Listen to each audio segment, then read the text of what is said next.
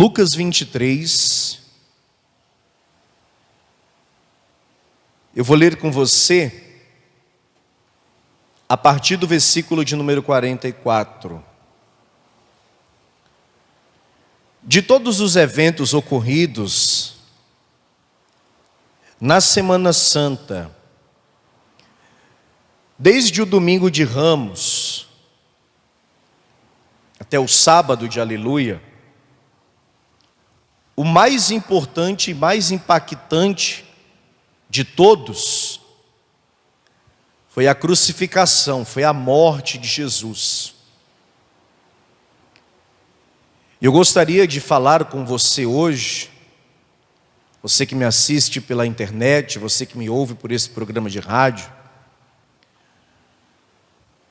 o que teria acontecido se Jesus não tivesse morrido? Se Jesus não tivesse sido crucificado? Afinal de contas, em dado momento, ele havia dito em oração: Pai, se possível for, passa de mim este cálice. E se a crucificação não tivesse ocorrido, e se Jesus não tivesse morrido, vamos analisar esse assunto, esse tema, tá bom? Lucas 23, a partir do 44, quantos encontraram, digam glória a Deus. E era já quase a hora sexta, ou seja, meio-dia, e houve trevas em toda a terra até a hora nona, 3 da tarde. Escurecendo-se o sol, e rasgou-se ao meio o véu do templo. E clamando Jesus com grande voz, disse: Pai, nas tuas mãos entrego o meu espírito. E havendo dito isso, expirou. Ou seja, e havendo entregado o espírito, Jesus morreu. Amém, igreja? Quantos creem nessa palavra, diga glória a Deus. Perceba que o texto de Lucas deixa claro que do meio-dia até 3 da tarde houve escuridão. E é incrível que sempre na sexta-feira santa, assim como ontem, o tempo fecha, fica tudo muito escuro. E foi assim em muitos estados do Brasil. Ontem à tarde, em questão de minutos, o tempo aqui nessa região fechou, ficou tudo escuro. E iniciou-se ali uma tempestade, com chuva forte em muitos lugares da cidade. E não foi só aqui em Porto Alegre, em muitos lugares aconteceu a mesma coisa. Semelhante a essa sexta-feira aqui, quando Jesus estava crucificado, agonizando, sofrendo, do meio-dia até 3 da tarde, houve escuridão. E ao entregar o Espírito ao Pai, Jesus morre, cumprindo assim o plano da salvação, da redenção, elaborado pelo Senhor antes da fundação do mundo. Mas, se tudo isso que lemos no Evangelho não tivesse ocorrido, se Jesus não tivesse sido crucificado, se ele não tivesse morrido, o que teria acontecido? Quem crê que o Espírito Santo tem mais um ensinamento para as nossas vidas hoje, diga amém. Eu vou ler apenas o versículo 46 e você que crê, lê comigo em bom tom e alta voz. Vamos lá? Digam: e clamando, Jesus, com grande voz, disse: Pai, nas tuas mãos entrego o meu espírito. E havendo dito isso, expirou, morreu. Você crê que Jesus morreu? Você crê que Ele ressuscitou, que Ele subiu aos céus, que Ele está vivo e principalmente que Ele vai voltar? Quem crê, diga glória a Deus. Não desocupe suas mãos e dê para Ele, para o Senhor Jesus, que é a própria palavra, uma linda e poderosa salva de palmas. Vamos aplaudir. Você que está me ouvindo pela rádio, você que está me assistindo pela internet, junte-se a nós na sede da Paz e Vida em Porto Alegre, no Rio Grande do Sul, e glorifique a Deus conosco. Vamos aplaudir, vamos glorificar. Abra também a sua boca, dilate bem seus lábios e diga glória a Deus. Isso, diga glória ao teu nome, Senhor. Vai aplaudindo agora, vai por tua conta. Senhor nosso Deus e nosso Pai, a tua igreja te aplaude, te exalta e te glorifica. E aonde quer que esteja agora uma pessoa te exaltando, te glorificando, derrama da tua graça, da tua virtude, do teu poder. Pai bendito, a tua palavra vai ser pregada, que o homem diminua, que o Senhor cresça. Retira os impedimentos, põe por terra os obstáculos e envia a tua palavra agora, com unção, com poder, autoridade, ensinamento e revelação, e que esta palavra vá, percorra toda a terra e prospere, cumprindo o propósito para o qual ela é mandada, em nome de Jesus. Diga amém, Senhor. Sente-se, por favor. Não há evento maior do que esse na Semana Santa: a crucificação e, por consequência, a morte do Senhor Jesus Cristo. Agora, se Jesus não tivesse morrido, o que teria acontecido? Imaginemos uma hipótese. Jesus, o homem, decide mudar o plano. Plano esse elaborado pelo Senhor antes da fundação do mundo, como diz a Escritura. Mas como diz o próprio texto sagrado, que ele veio como homem, homem sujeito às mesmas emoções e paixões do que nós. Se ele tivesse desistido de ser crucificado, se ele tivesse fugido, se ele tivesse reagido à prisão, se ele não tivesse se entregado à morte e morte de cruz, o que teria acontecido?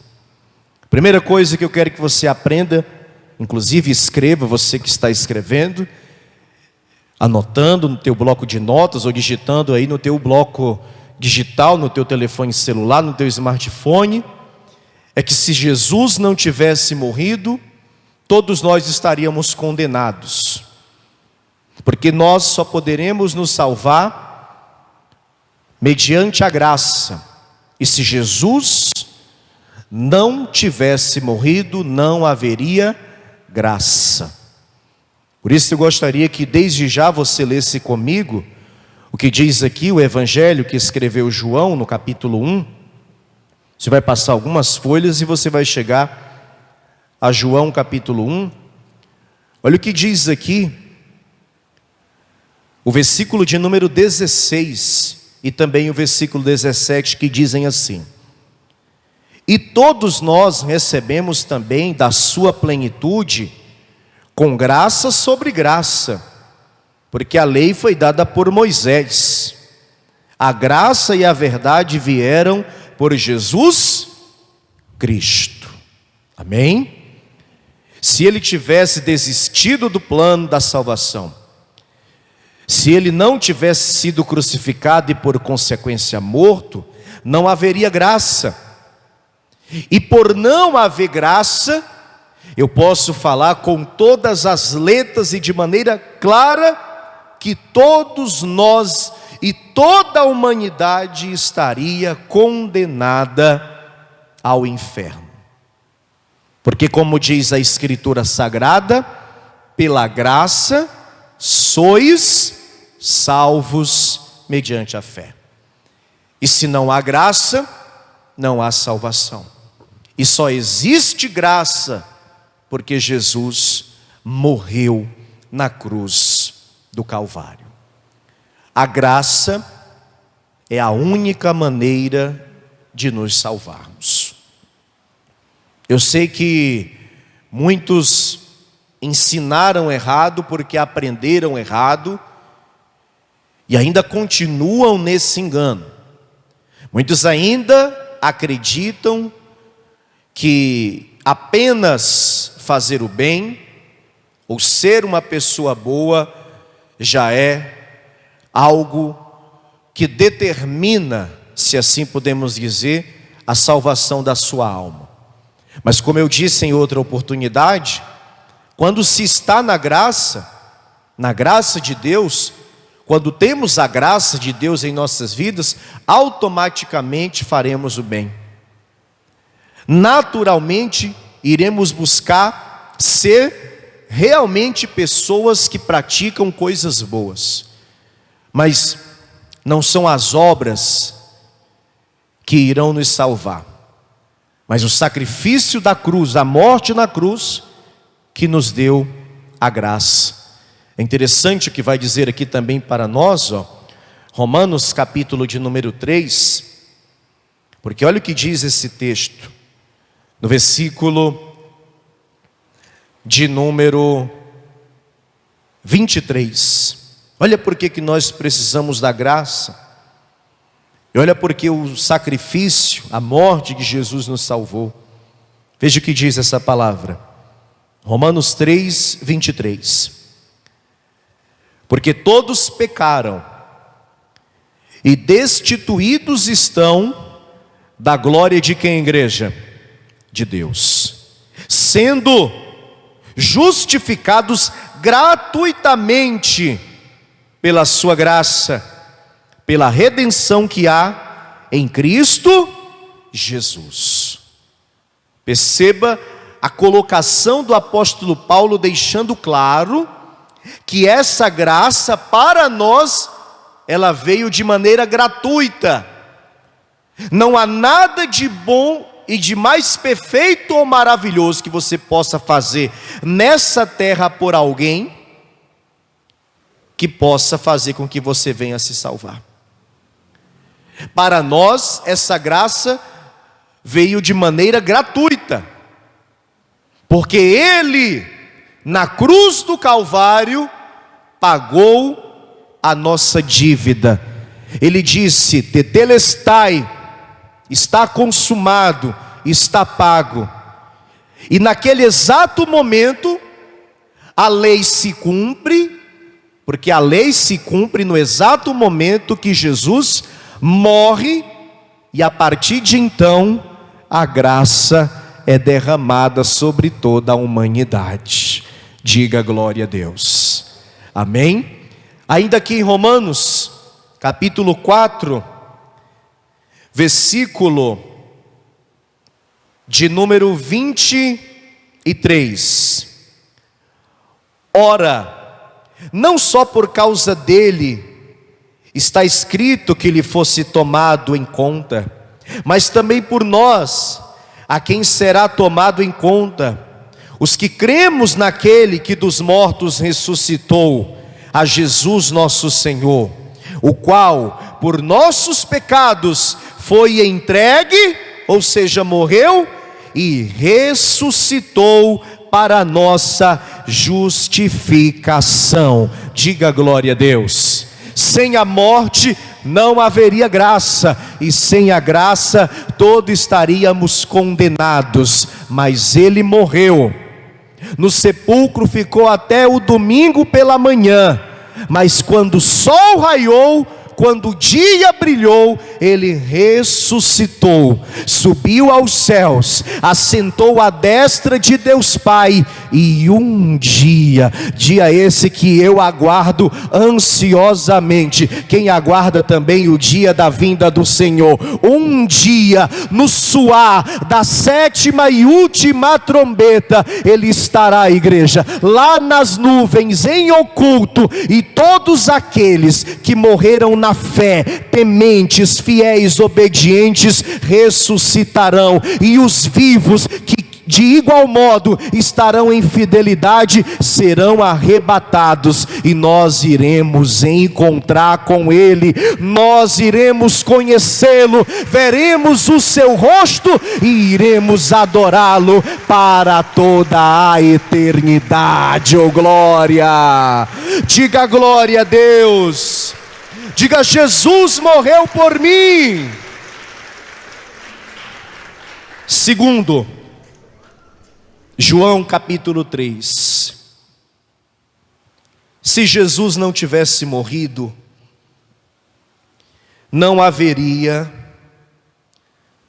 o maior exemplo de amor, porque não existe um exemplo maior de amor do que esse.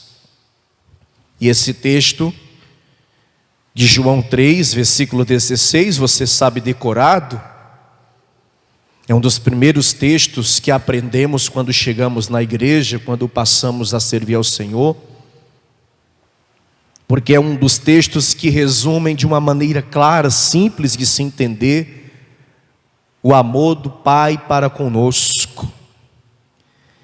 E muitas vezes as pessoas não têm dimensão do poder, da força desse texto, dessas palavras. João 3,16, todo mundo conhece, mas eu faço questão de ler o texto que diz assim: porque Deus amou o mundo de tal maneira, que deu o seu Filho unigênito, para que todo aquele que nele crê não pereça, mas tenha vida eterna. Eu ainda não sou pai, pretendemos ser, mas eu não mataria meu filho por ninguém aqui. Amém? E ninguém aqui iria matar o filho ou deixar o filho morrer por mim. Sim ou não? Então se coloca um pouco na posição de Deus e começa a ter um pouco da dimensão do que fez o Senhor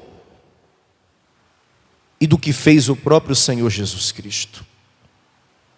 Ninguém aqui iria entregar o filho por pessoas que não merecem, porque ninguém merece. Eu não mereço, tu não mereces, ele não merece, nós não merecemos, vós não merecestes, eles não merecem. Amém, pessoal? Ninguém merece, sim ou não? Porque acabamos de ler, todos pecaram, todos erraram, todos falharam, todos desobedeceram.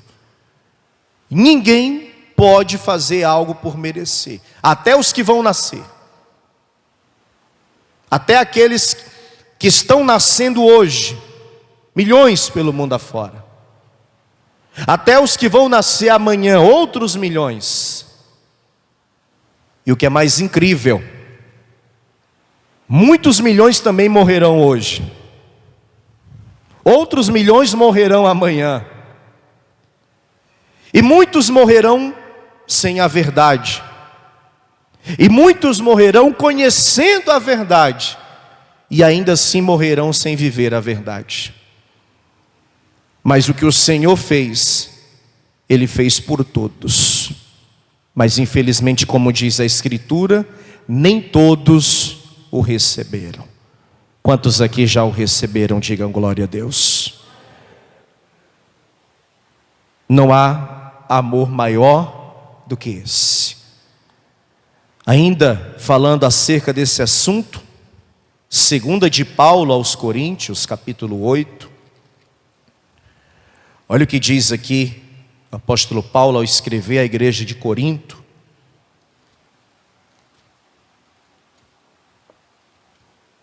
Segundo aos Coríntios 8, versículo de número 8 também em diante. Olha o que diz esse texto, veja. Não digo isso como quem manda, mas para provar, pela diligência dos outros, a sinceridade da vossa caridade, ou seja, a sinceridade do seu amor. Porque já sabeis a graça de nosso Senhor Jesus Cristo, que sendo rico, por amor de vós, se fez pobre, para que pela sua pobreza enriqueceis. Diga glória a Deus. Diga obrigado, Senhor, por tão grande amor. Diga obrigado, Senhor, por me amar primeiro, por não impor condição para me amar. Quantos aqui amam a Deus também? Sabe que o amor dele é infinito e é incondicional. Por isso que o Senhor morreu. Porque se ele não tivesse morrido, não haveria o maior exemplo de amor. Oh, glória! Vamos glorificar, igreja, vamos exaltar, vamos bendizer e vamos agradecer por tão grande amor. Aleluia! Você sabe que se Jesus não tivesse morrido, não haveria oração em nome dele, porque a oração não teria poder nenhum.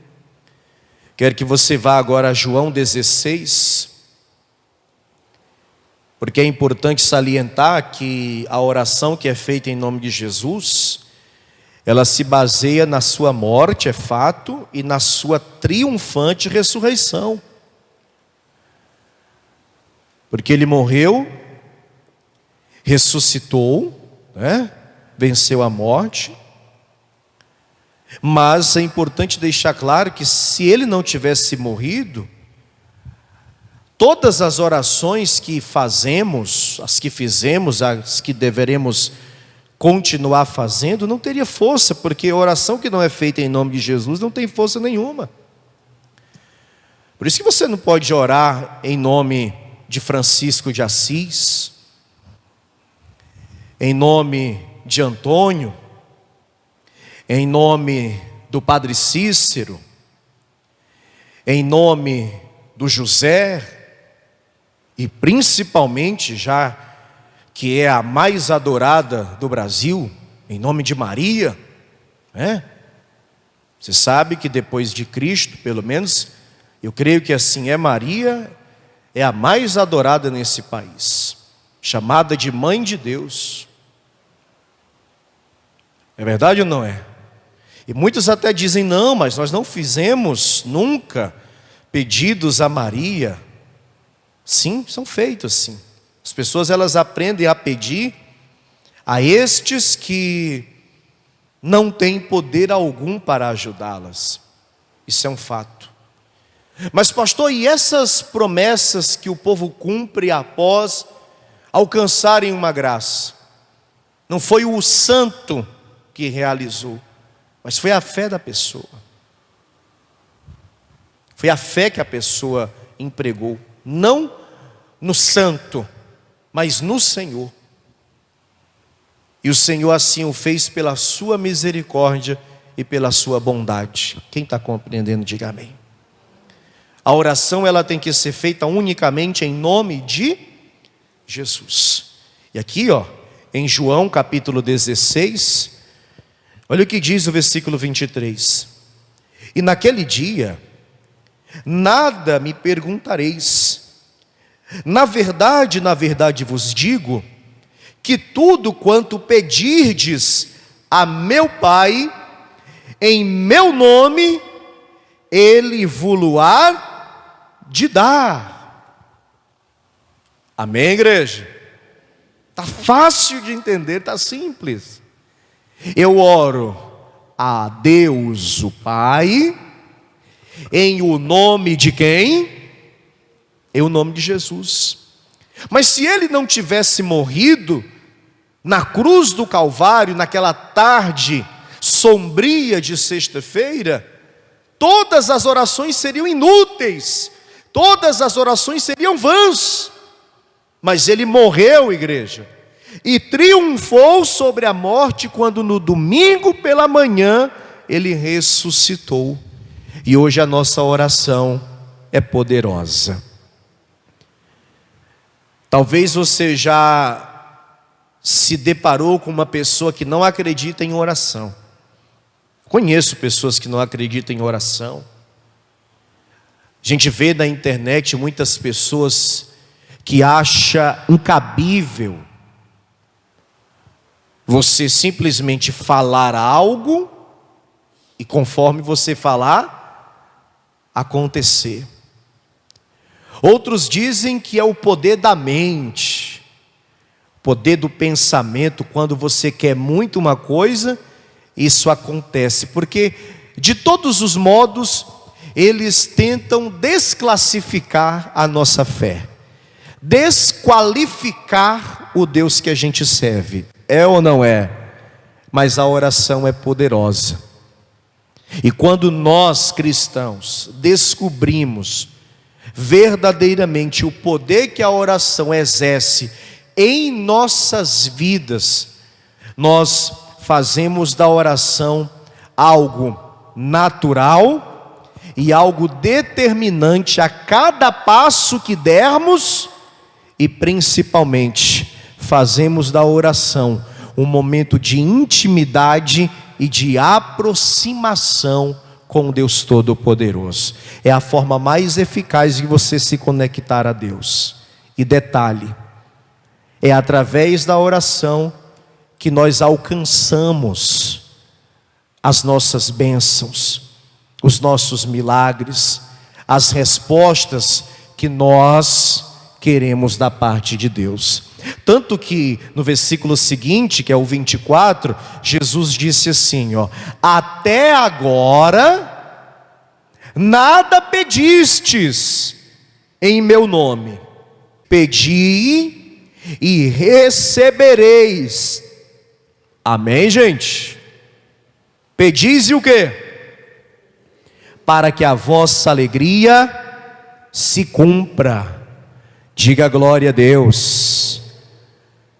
Você crê no poder da oração? Ela só é possível porque Jesus morreu na cruz do Calvário. Diga obrigado, Jesus. A oração, ela é poderosa, pessoal, e nós vamos continuar orando, nós vamos continuar pedindo, nós vamos continuar buscando, nós vamos continuar batendo, porque a oração tem poder. A oração abre portas, a oração cura, a oração liberta, a oração transforma, a oração nos aproxima de Deus, a oração transforma vidas. Continua orando, porque a oração em nome de Jesus, ela tem poder. Oh, glória! Diga glória a Deus. Diga, a oração tem poder. Efésios capítulo 1.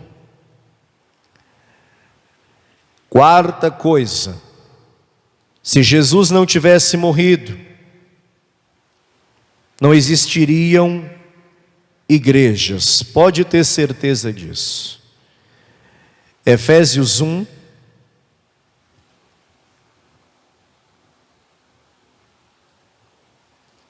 eu estou falando da igreja que somos nós, e por consequente das demais igrejas físicas, porque a salvação está em Cristo e o seu corpo espiritual é a igreja. Efésios 1, versículo de número 22, diz aqui a palavra, veja: e sujeitou todas as coisas a seus pés, e sobre todas as coisas o constituiu como cabeça da igreja, que o seu corpo, a plenitude daquele que cumpre tudo em todos. Quem é a igreja de Cristo aí? Diga amém. se ele não tivesse morrido, não haveria a igreja de Cristo.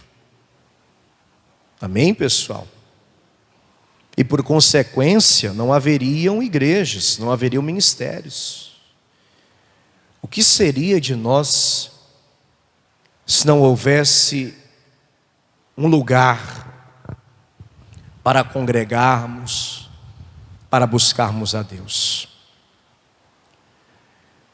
Eu já repeti aqui inúmeras vezes que placa de igreja não salva, que líder de ministério, por mais que alguns sejam idolatrados, adorados, estes também não têm poder para salvar ninguém, mas que a igreja física, presta atenção nisso, ela cumpre um importante papel no tocante à igreja espiritual que somos nós.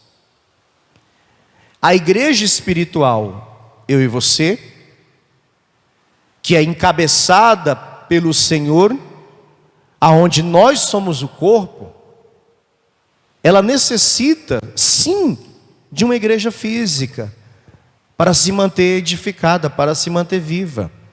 Há quem discorde, não, nós não precisamos de 4 paredes para congregar. Eu não sei se você já ouviu falar, mas existe a igreja sem teto.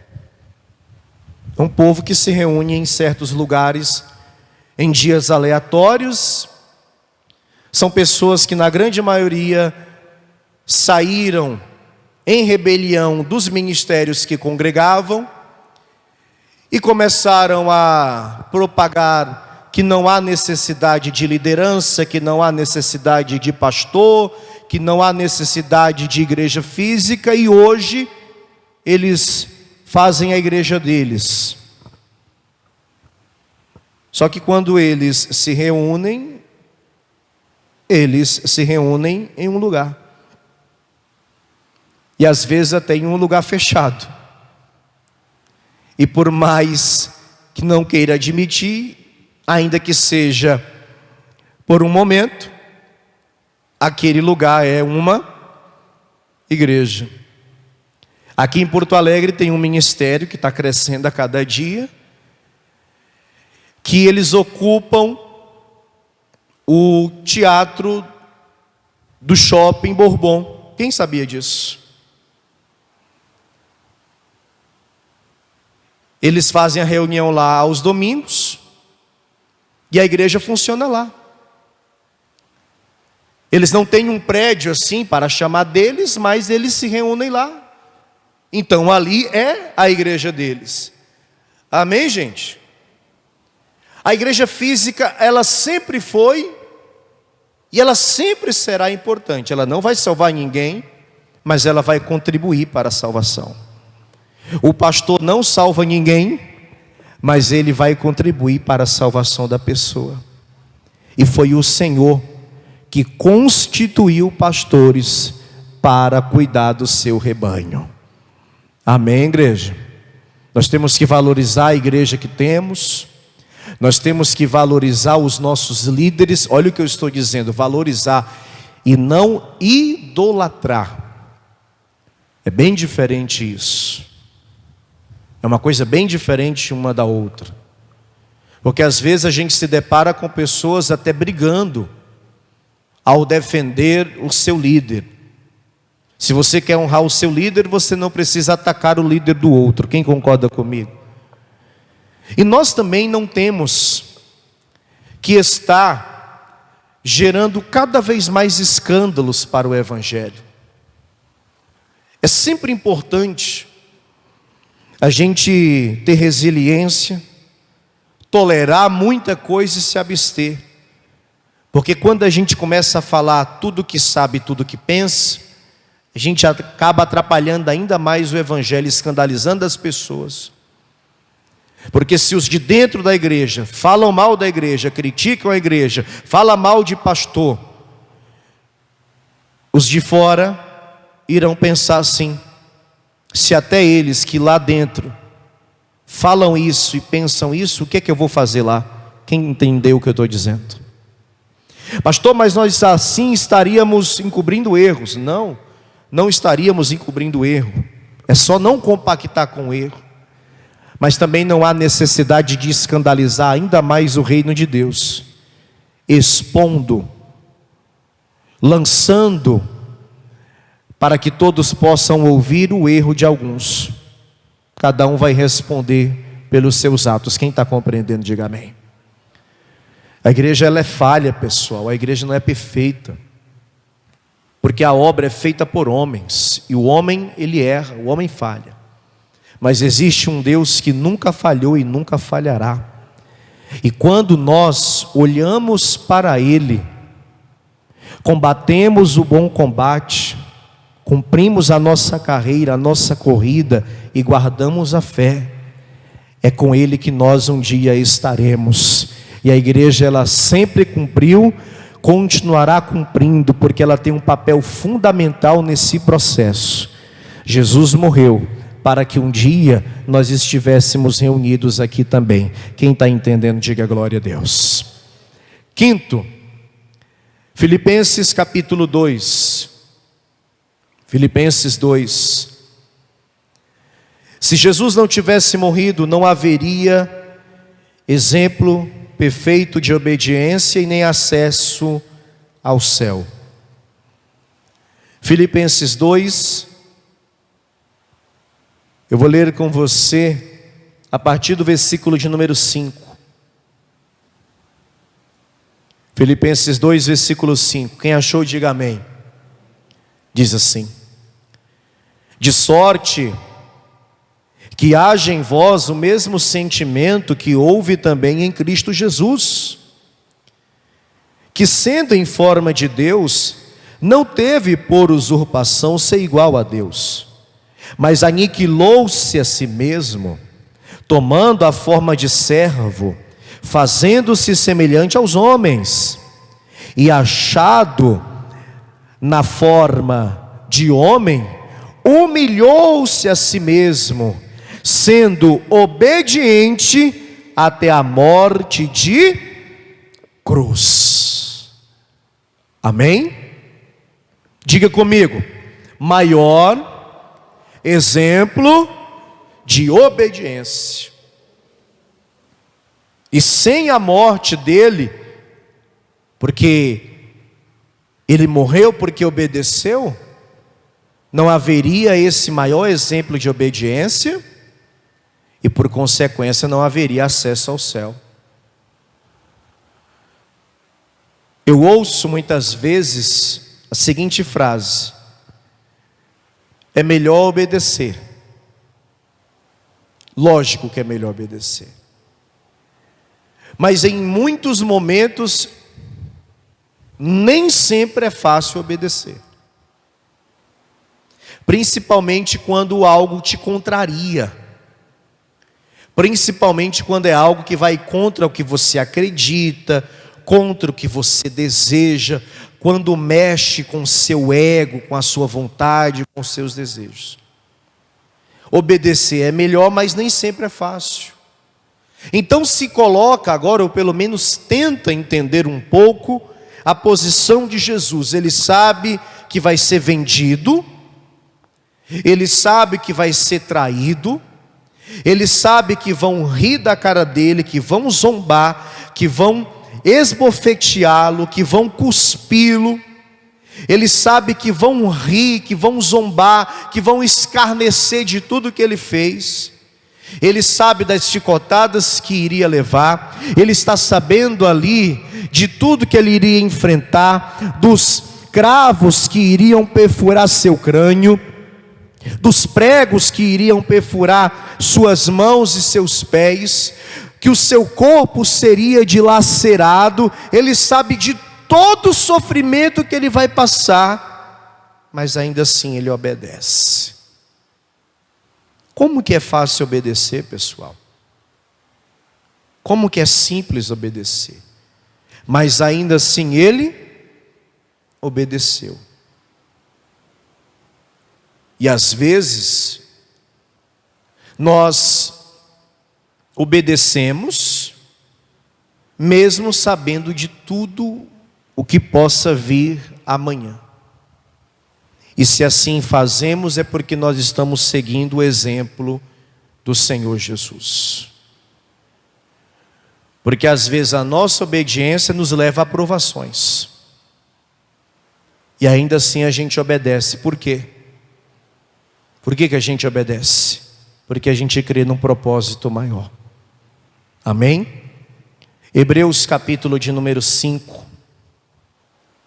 Talvez você possa pensar assim, mas pastor, era para ser diferente, né? A obediência era para nos levar a um manancial.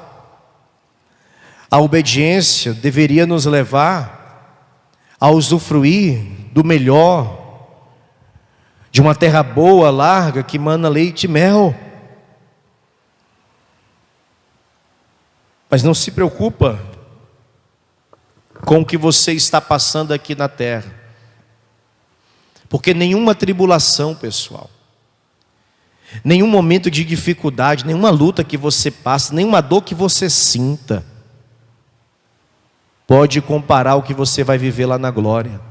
Amém?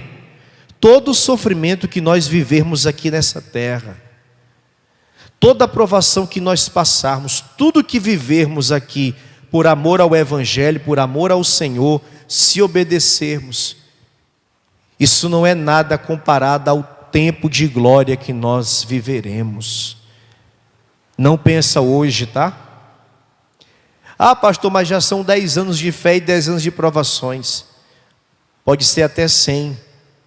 100 anos na terra não é nada comparado à eternidade. Pensa na eternidade, pensa no céu, pensa na glória. Quem está entendendo o que eu estou dizendo? E obedeça, custe o que custar. Hebreus, capítulo de número 5.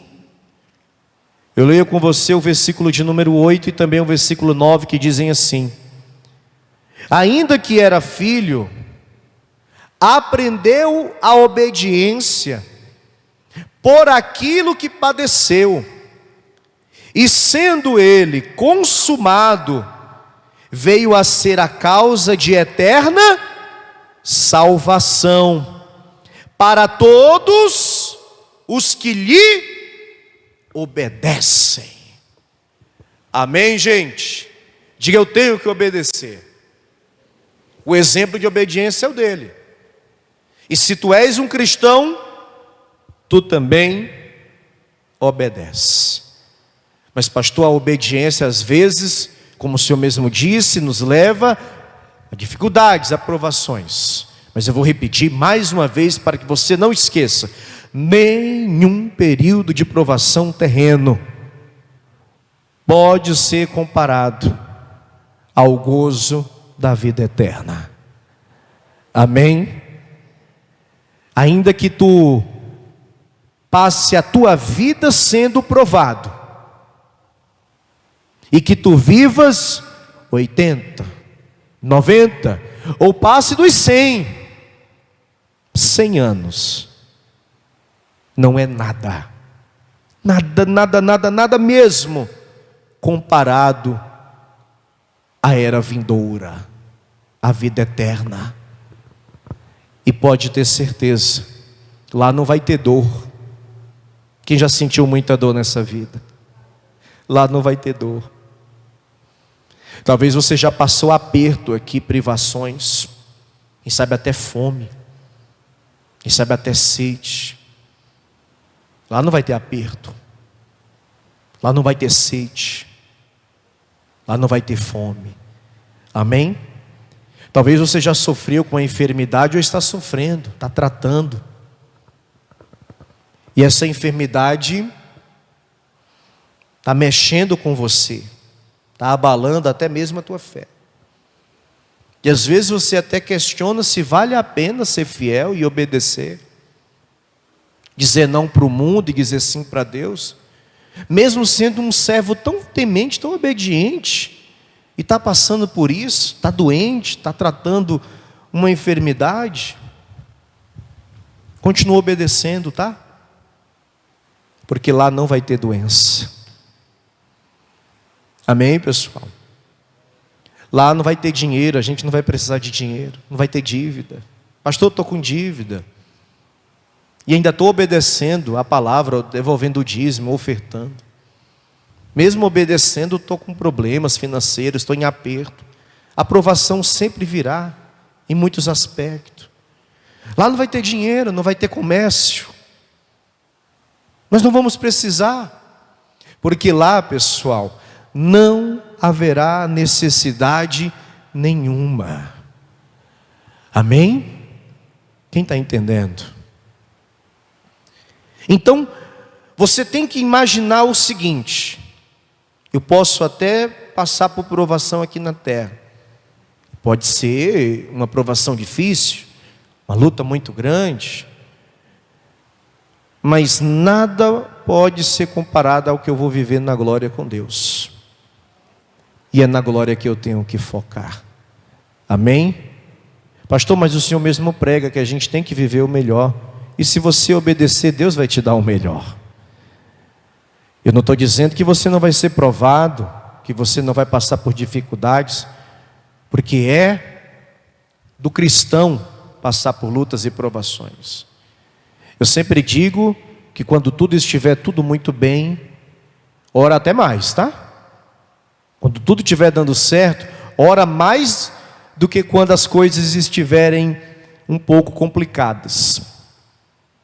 E não relaxa, porque quando tudo vai bem, te prepara, porque algo pode estar sendo planejado para vir contra a tua vida, porque o nosso adversário a todo custo, ele quer nos destruir. Quem entende isso? Desconfia, está tudo muito bem, desconfia, dá glória a Deus, mas fica sempre alerta, sempre atento, ora até mais, busca até mais, louva até mais,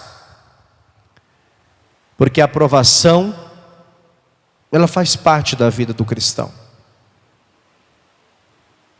Mas o Senhor não nos dá um fardo que nós não possamos carregar. Quem está compreendendo? E quando tiver muito pesado, disse Jesus: vinde a mim, os que estáis cansados, oprimidos, sobrecarregados, e eu vos aliviarei. Quem entende isso, diga glória a Deus. Se Jesus não tivesse morrido, pessoal, em resumo, todos nós estaríamos perdidos e condenados. Mas Ele obedeceu, Ele foi até o fim.